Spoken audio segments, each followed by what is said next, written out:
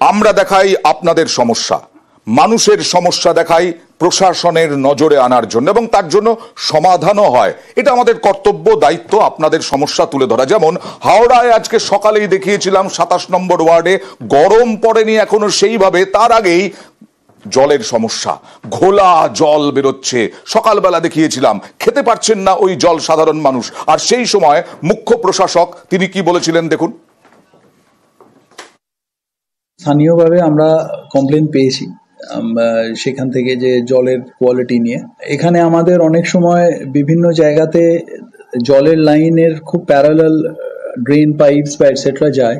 আমাদের জলের যারা আধিকারিক, যারা ইঞ্জিনিয়ার আছেন তারা যাবেন এবং সেখানে যদি কোনো কন্টামিনেশনের জায়গা থাকে সেটা তারা অবশ্যই চেক করবেন। এমার্জেন্সি ব্যবস্থা নেওয়ার তারা সে ব্যবস্থা নেবেন। এমার্জেন্সি ব্যবস্থা নেওয়া হলো। সকালে খবর, দুপুরে পাইপলাইন সারানোর কাজ শুরু।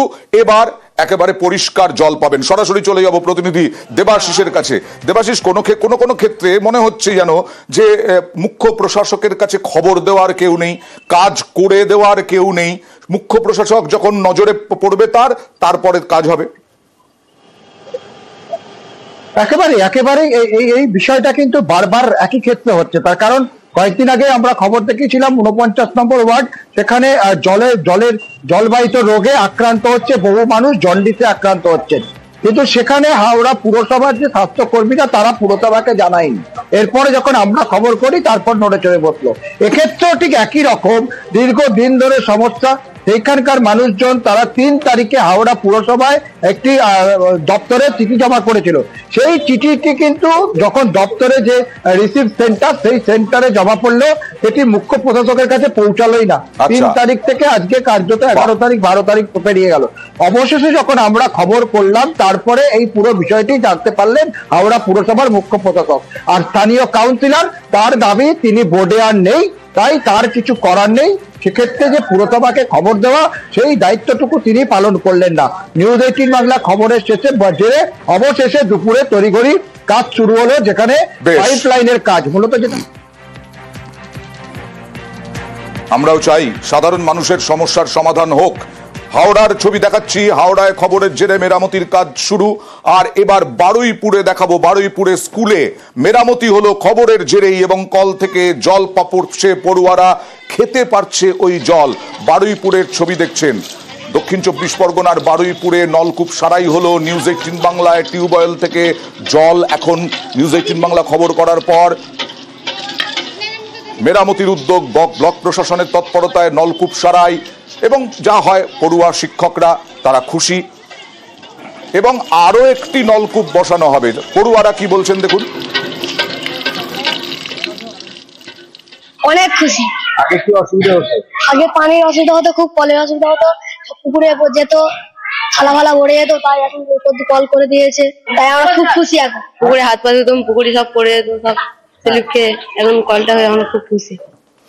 সরাসরি অর্পণের কাছে চলে যাব। অর্পণ, কবে দেখিয়েছিলাম এবং কেন খবর করতে হয়, কেন আগে থেকে উদ্যোগ নেওয়া হয় না? সামান্য পড়ুয়ারা জল পাচ্ছে না। এই স্কুলের যে করুণ দশা সেটা আমরা গত 9 তারিখে তুলে ধরি এবং তারপরেই দেখা গিয়েছে ব্লক প্রশাসন, তার সঙ্গে স্থানীয় বিধায়ক, তুমি জানবে বিধানসভার অধ্যক্ষ বিমান বন্দ্যোপাধ্যায় এবং কল্যাণপুর গ্রাম পঞ্চায়েতের যারা প্রধান উপপ্রধান রয়েছেন তারা সরজমিনে গিয়ে দেখেন এবং সেখানে গিয়ে তাদের অবস্থা দেখে সঙ্গে সঙ্গে তড়িঘড়ি তারা ব্যবস্থা নেন এবং অবশেষে যে খারাপ টিউবওয়েল ছিল সেই গভীর নলকূপ থেকে জল এসেছে। পড়ুয়ারা যা খুশি, তুমি দেখতেই পাবে তাদের ছবি, তাদের মুখ দেখলেই। দীর্ঘদিন ধরে তারা এই গরম পড়ছে এবং যখন তারা রাস্তা পেরিয়ে জল আনতে যেতেন তারাও কিন্তু যথেষ্ট আতঙ্কে থাকতেন, তারা নিজেই স্বীকার করেছেন। এবং এই আমাদের খবরের পর তারা যে জল পেয়েছে এটা যে কতটা খুশি সেটা তাদের মুখ দেখলেই। আমাদের কর্তব্য, আমাদের দায়িত্ব সেটাই, তাদের কাছে সাধারণ মানুষের সমস্যা তুলে ধরা। আসার পর থেকে দেখছি জলের সমস্যা এখানে আছে। জলের জন্য ছেলেমেয়েরা পাশে রাস্তার পাশে মাদ্রাসায় গিয়ে জল আনছে, কখনো পুকুরে নামছে। সেটা অনেকটা উপশম হলো এই নতুন কল বসানো। এই বিষয়ে নিউজ 18 বাংলায় এগিয়ে আসার জন্য তাদেরকে আমাদের তরফ থেকে অশেষ ধন্যবাদ।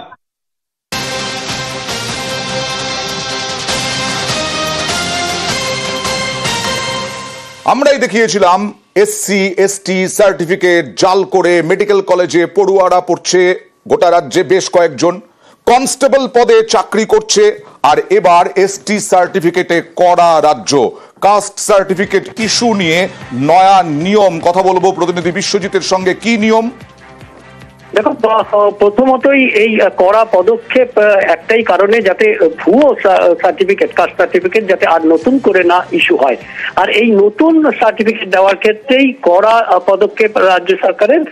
প্রথমেই এই বিজ্ঞপ্তি সমস্ত এসডি অফিসে পাঠিয়ে দেওয়া হয়েছে। কি রয়েছে এই বিজ্ঞপ্তিতে? না, নতুন সার্টিফিকেট, কাস্ট সার্টিফিকেট দেওয়ার ক্ষেত্রে যদি কোনো সমস্যা হয়, এবং নতুন সার্টিফিকেট দেওয়ার ক্ষেত্রে যে পদবিগুলো রয়েছে 2023 সালে যেগুলো বিজ্ঞপ্তি দিয়ে সন্দেহ তালিকায় রেখেছিল রাজ্য সরকার, সেই ধরনের পদবীর ক্ষেত্রে অনুমোদন নিতে হবে কার না, বা অতিরিক্ত জেলা শাসক যিনি এই অনগ্রসর কল্যাণ শ্রেণীর দায়িত্বপ্রাপ্ত রয়েছেন, তার আগাম অনুমতি নিতে হবে। প্রথমত এটি এসডি অফিস থেকেই এই কাস্ট সার্টিফিকেট ইস্যু করা হয়ে থাকে, কিন্তু এবারে অতিরিক্ত জেলা শাসকের অনুমোদন, একটা নতুন সংযোজন, প্লাস অস্কার যে পোর্টাল রয়েছে তার আপগ্রেড করা হয়েছে, এবং এছাড়াও রিভিউ করতে হবে, এবং যে ভুয়ো সার্টিফিকেট গুলো বা প্রমাণ পাওয়া যাচ্ছে সেগুলোকে অবিলম্বে প্রত্যাহার করতে হবে এবং বাতিল করতে হবে। এই ধরনের নানা পদক্ষেপ নেওয়ার কথা এই বিজ্ঞপ্তিতে জানানো হয়েছে, এবং রাজ্য সরকারের তরফে প্রতিটি এসডি অফিসে সেই নির্দেশিকা চলে গেছে বলেই সূত্রের খবর। ওকে,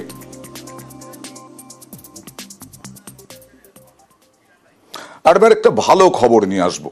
পরিবেশ দূষণের ফলে প্রচুর বিরল প্রজাতির পাখি হারিয়ে যাচ্ছে, এরকমটাই আমরা খবর করি, কিন্তু এবার বিরল প্রজাতির পেঁচার খোঁজ মিলল মালদায়। এটা হচ্ছে গ্রাস আউল, অস্ট্রেলেশিয়ান আউল, এবং এটি 40 বছর পরে দেখা মিলল। কিভাবে দেখা মিলল, মালদার কোথায়, কটা দেখা মিলল এই গ্রাস আউলের, কথা বলবো প্রতিনিধি সেবকের সঙ্গে। সাধারণত এই পেঁচা ঘাসে বিচরণ করে বলে আমাদের এখনো পর্যন্ত জানা। সেবক,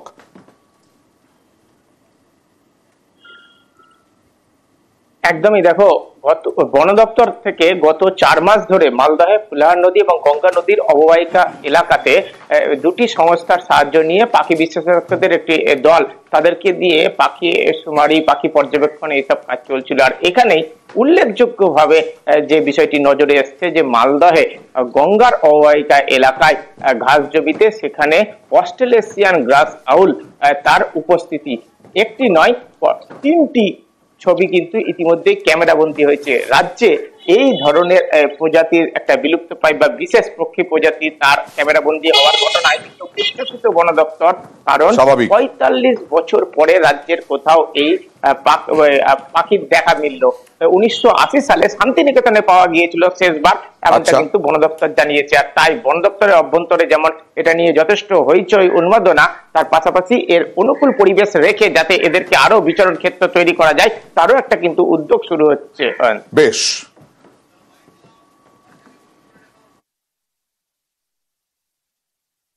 পাখি সার্ভে চলছে গঙ্গাতে, ওখানে আমাদের একটা টিমকে পেয়েছি 3টা পাখি।